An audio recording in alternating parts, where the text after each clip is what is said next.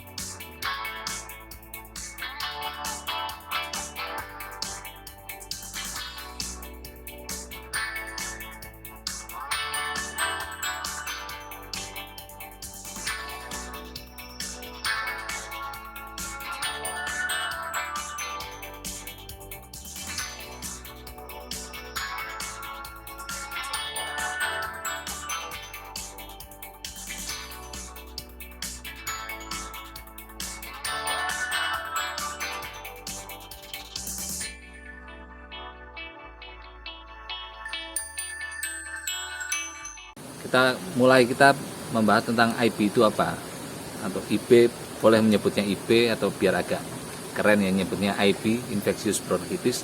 Itu penyakit yang disebabkan oleh virus ya, familinya corona. Kalau kemarin-kemarin sering dengar ya corona ya, itu IB ini termasuk ke famili Coronaviridae. Penyakit IB atau IB ini pada dasarnya menyerang di saluran pernafasan atas antara trachea sama dengan bronkus, makanya penyakitnya dinamakan infectious bronchitis karena menyerangnya di bronkus. Tapi efeknya tidak hanya di pernafasan, tapi sampai dengan di reproduksi juga diserang, dan juga di ginjal juga bisa diserang oleh virus IB ini atau IB ini. Nah, ini sebenarnya saya kemarin tidak sengaja pas lagi ngontrol telur-telur ya, telur-telur saya pas lagi ngontrol lihat telur, loh kok telurnya ada yang nggak normal nih, kenapa? Lalu saya ngecek jadwal vaksinasi, kemudian saya juga telepon peternak-peternak saya yang stor telur itu ya, karena telur yang ada di toko saya kan sebagian dari farm saya sendiri, sebagian storan telur dari peternak-peternak yang saya kirim pakannya, sebagian stor telur saya. Jadi sekalian fungsinya untuk mengontrol kesehatan ayam, karena bisa dilihat dari telurnya, telurnya ini abnormal nih. Saya cek, kontrol ke kandang, saya telepon orangnya, oh ternyata emang jadwal vaksinasinya harusnya sudah divaksin tapi terlewat. Nah, itu baru memperkuat dugaannya. Nah, setelah itu kita lihat gejala klinisnya. Kalau di teorinya ya, di teorinya itu bisa menyebabkan gangguan pernafasan, ayam sulit bernafas. Kalau di broiler itu kerdil ya, sulit tumbuh. Kalau di ayam layer itu kalau masuknya di periode starter atau grower itu juga menyebabkan hambatan di pertumbuhan. Kalau di layer sebenarnya itu tadi teori kan ya, tapi pada kenyataannya agak sulit membedakan antara penyakit IB ini dengan penyakit-penyakit lain, contohnya kayak CRD ya. Jadi agak sulit kita masuk ke kandang lihat kondisi ayamnya ini ke antara CRD atau IB, sebenarnya agak sulit membedakan. Nah, sebenarnya yang paling sangat kelihatan adalah di telurnya, di produksi telurnya turun, dan juga di tekstur telurnya, bentuk telurnya bisa terlihat ini bentuk telur yang terserang IB. Nah, ini setelah ini saya pulang dulu, bawa telurnya, saya bawa pulang, nanti dibuka ya, dibuka dalam telurnya seperti apa ya, kondisi telur yang tidak sehat atau yang terindikasi kena IB. Nah, sekarang kita bedakan ya, ini telur yang normal,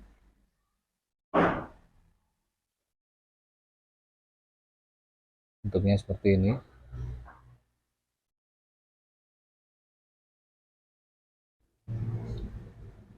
Ini telur normal ya.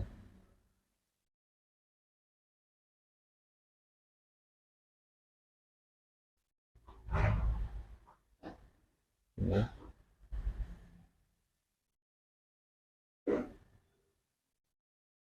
ini telur normal biar buat membedain. Nah, ini contoh telur yang nggak normal.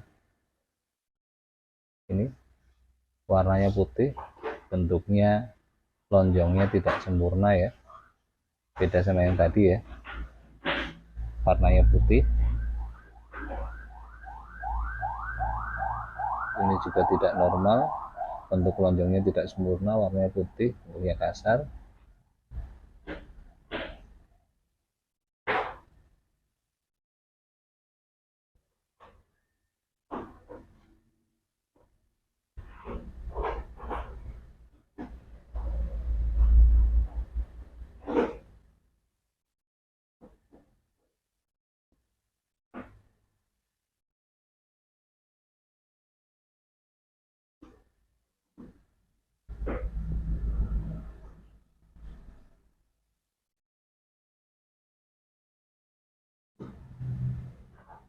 Ini secara fisik ya, bentuk telurnya bisa dibandingkan kalau ini telur ayam normal ya.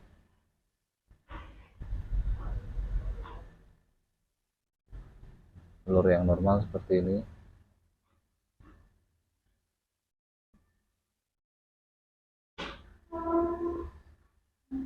Ini telur normal, lonjongnya sesuai, warnanya coklat.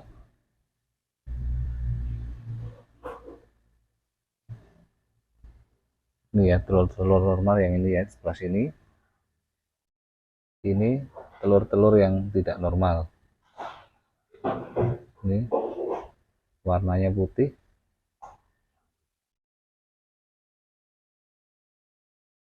Warnanya putih, bentuknya lonjongnya tidak normal.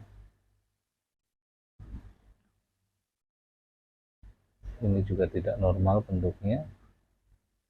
Ini yang dimaksud tidak normal seperti itu ya, dari fisik kelihatan.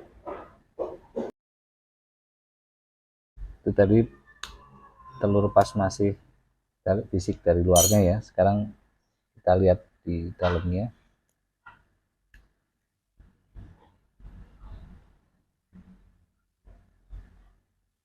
Bisa di zoom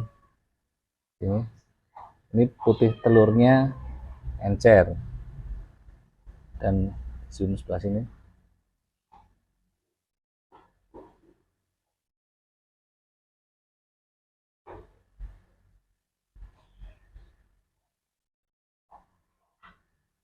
Ini ada bercak perdarahan ya, sini ya. Ini ada bercak darah, putih telurnya encer. Ini ada bercak darah, di sini juga ada bercak darah.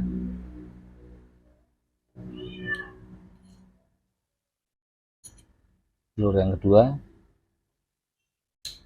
dari fisik keluar kayak gitu. Yang kedua, kita buka, kurang lebih sama.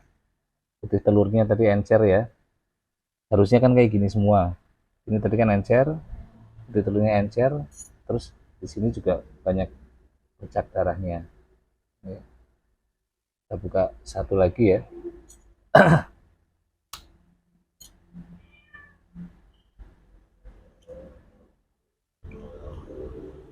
Sama, putih telurnya encer sekali. Terus ini lebih banyak lagi, banyak bercak darah. Ini bercak darah, putih telurnya encer. Terus kalau dari luar seperti tadi.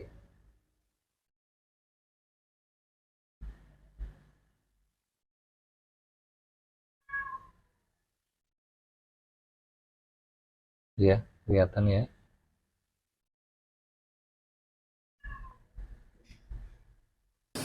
Nah, tadi setelah dilihat telurnya gejalanya seperti itu, menyimpulkan kalau ini kena IB. Penyakit IB ini termasuk penyakit yang sangat mudah bermutasi ya.